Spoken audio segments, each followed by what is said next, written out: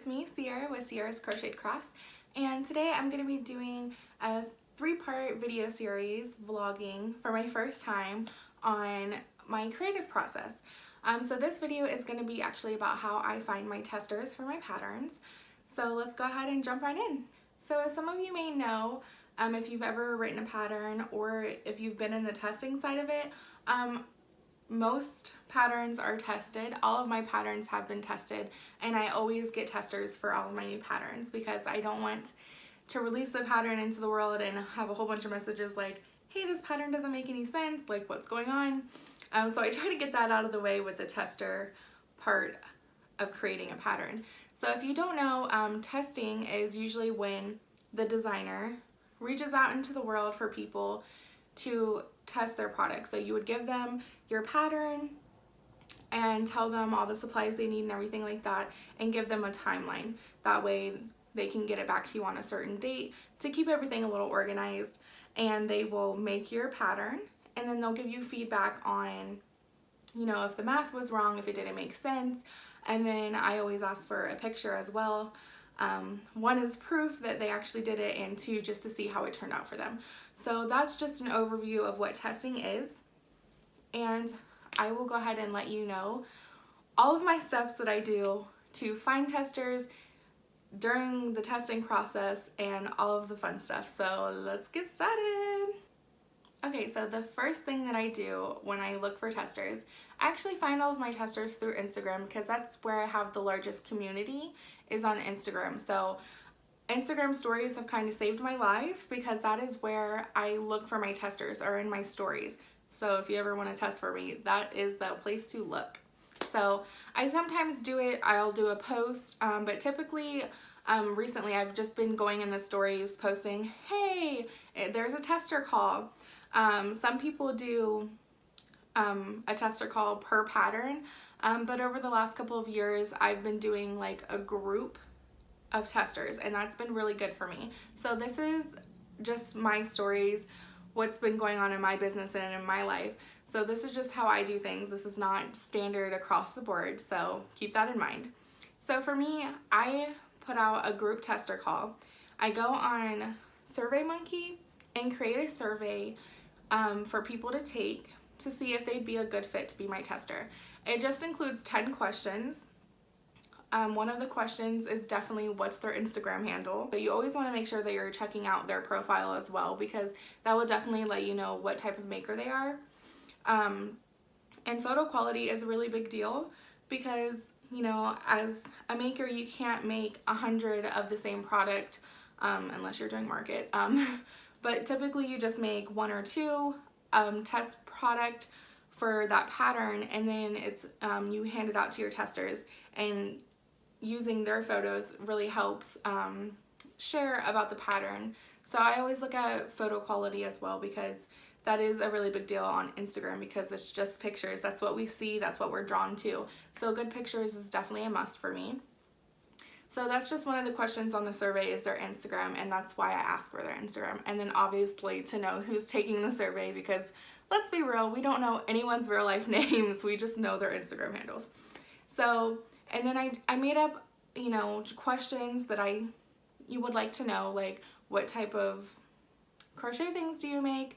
Have you ever crocheted a garment? Because I make a lot of garments, so I need my testers to you know, at least know a little bit about making garments. And, you know, I just curated some questions to my business in particular, so you would want to do that for yourself.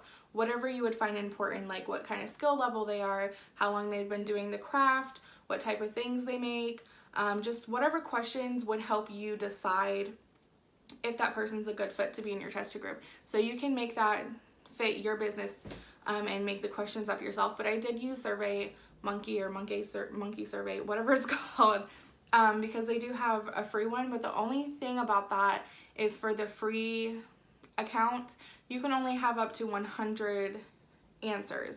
So if you have anything over 100, you can't see the answers without paying $40, which I don't do. So I always monitor it to make sure when I get 100 that I cut it off, I take the link down, and that way I'm not missing out on anybody's answers. So that is the only small thing about using that, but it has been a great resource for me. So That's what I use to initially find my testers. So when I make my tester call, I put up on my Instagram stories, hey, if you guys would like to be a part of my tester group, go to the link in my profile, take the short survey, and within the next few days, I will be picking everyone. So that is my second part, is picking the testers.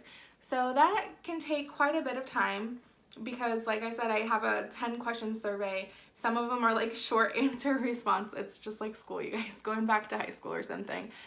So some of them do have lengthy responses, which is great because I put those questions in there to get those responses. So I do take quality time to go through all of my testers' answers, every single one, and I have up to 100 every time because I cut it off at a 100. So that does take quite a bit of time, but it's totally worth it. And then I have my own like ranking system, like how are their photos, how, you know, what type of things do they make, and then based on their other questions, like have they crocheted garments before, how long they've been doing the craft. And I like to choose people from all different levels. I like beginners, I like intermediate, and I like advanced. Like I like to have them all mixed in there to get a good range when I'm testing, when I have them test things, to see like really what skill level the pattern is, because if the beginners aren't getting it, then it's not beginner level, like things like that. So I like to choose from all different categories. So picking the testers is a really lengthy process for me just because of the survey questions that I ask initially, and I really do like to go through all of them really thoroughly just to make sure that I'm picking the right people. And then once I write it down based on how I think they'll do with testing, and then I narrow it down until I finally have, you know, how many ever people. I usually do like 25 to 30 people in my group. So the group can last anywhere between 2 to 3 months for mine. So that's why I pick such a large group. And I try to get everyone from different levels and that do different things and specialize in different things, just so I have a very diverse group. So I don't have like a group of 30 people that solely make scarves or solely make hats. Like everyone's a little bit different, and that really helps with my testing group. So that's how I pick them. Once I narrow everything down, then I will reach out to them on Instagram and put them all in a large group. So once you finally get a pattern and you're ready for it to be tested, I put it in the group chat like, hey, this is the pattern. I usually take like a picture or two so they can see what the pattern is. And I'm like, I need this hat tested. Here's the materials. Here's the deadline. I'm gonna need 8 people to test it. So it's gonna be at a first come first served basis in my group chat. So I will post like the day before. I'm like, hey, tomorrow for this pattern, I'm gonna, you know, ask around 7 p.m. Eastern Standard Time who wants to test, first come first serve. First 8 people to say me or I want to test or whatever, those will be the testers. So that's how it works. So I already vetted all these people and made sure that these are the people that I wanted to test my product. And then after that, each pattern that I put into this group, it is going to become at a first come first serve basis. So that is how I do mine, and it's been working really well. And then I also keep an Excel spreadsheet of everybody's Instagram name and all of their emails in the next column. And then in another column, once they have like said volunteered for a pattern, I write down which pattern they've been doing. And then for the next pattern, I'm like, oh, if you've already tested, volunteer for this one. That way we can get some new people. That way I try to keep track to make sure that everyone gets a chance to test. And then if and when I've gone through everyone by the end of the 2 or 3 months, then I'll be like, okay, this is open to the entire group. So that's kind of how I run mine, just to keep it as fair as possible and to make sure that no one feels left out. So that is how I do my group chat per pattern. So that's the 4th thing that I do, is create the group chat. I let everyone introduce themselves and chat a little bit, and then I let them know when I'm going to be sending out the pattern, and I send that via email. So that's another question that I ask on the survey, is what their email address is. That way I can go back to the survey list and plug in those email addresses, like copy paste, because I can't really do that very well via Instagram. So I do it all on my computer. I copy paste the email addresses and I put them all into one email, and I send a very long detailed body of the email, and then I attach the PDF of the pattern. So I like to tell my pattern testers thank you. That's the first thing I want to say to them, because they are helping me do something that I can't do by myself. So they are truly helping me bring this pattern out to the world. So without them, I couldn't be posting my patterns on my blog. I couldn't be posting them on Etsy, on Ravelry, because they haven't been tested. And I wouldn't feel comfortable doing that. So they are truly helping me for free. You know, they're volunteering their time and their supplies and their skill to help me bring my pattern to life. And that's just the best. I don't know how many ways you can thank someone for that, because it's just the best thing anyone can do for pattern designers. So I always like to thank my testers the first thing in the message, because I am internally grateful, and I'm always so appreciative of everyone that volunteers and that takes the time to fill out my surveys and apply to be a tester with me, because without you guys, without the testers, I would be nowhere. So definitely always like to thank my testers first thing in my email. And then I like to tell them all the supplies they'll need, tell them, best way to communicate is via Instagram, but I would like final notes emailed back to me. And I also include a final note survey, because I learned the hard way that people, if they don't know what you want from them, they're just going to give you a hot mess of jumbled words back, basically. So I made a final note survey where I ask what I need to know for each pattern. So sometimes it's basically the same, like how, was this pattern easy to understand? How much yarn did you use, and what brand of yarn did you use? Was the sizing correct? Did it fit correctly if it's like a hat or a garment? And then I like to add photos and videos a lot to my patterns. So I always ask, how were those helpful? Should I add any more? Should I take away any that were confusing? I always ask that. And then of course, any additional notes. And I know there's a lot of grammar Nazis out there, which is awesome, because I'm not one of those people. So there's always a ton of errors, spelling errors and stuff like that in my patterns. So I'm very thankful to all the testers who are super on it. But I always just ask that for those type of errors, that they just put those in the final notes survey at the end and email them back, so I can just do that all at once. And that way the chat's not bombarded with, hey, you misspelled double crochet, or hey, this isn't spelled right, or this is in the wrong place, because then everyone else in the chat's just oh, okay, cool. So yeah, I try to keep the email very detailed. So my body of my email is super long, but I try to pack it full of all the details. That way they're very informed and have a very clear idea of what I want from them. And the timeline is very important as well. So just keep that in mind. The timeline is such a huge deal. You don't want to say, hey, just get this back to me whenever, because I promise you will never see notes from people again if you say that. So keep it on a deadline, and be that person that's in the group chat saying, hey, deadline's in a couple of days, you guys. And, make sure you email me back those surveys. And sadly, you'll still get people that, never send you back that survey, and you want to keep track of that as well. So that's another note or a tip that I'd give you guys. So if you pick someone to be your tester and they do not, comply with your tester agreement, or, because I let them know, hey, this is important, and even though I am putting these patterns out for free on my blog, it doesn't mean that you can just take the pattern early and just use it for yourself and never get back to me, because that's not right. So if for any reason, especially if they just stop communicating with you and you never hear back from them via email with their tester notes, definitely write their Instagram and their name, their email down. That way you don't pick them again, especially if you get a lot of responses like I do. I get 100 each time. Well, I'd probably get more, but I always cut it off at 100.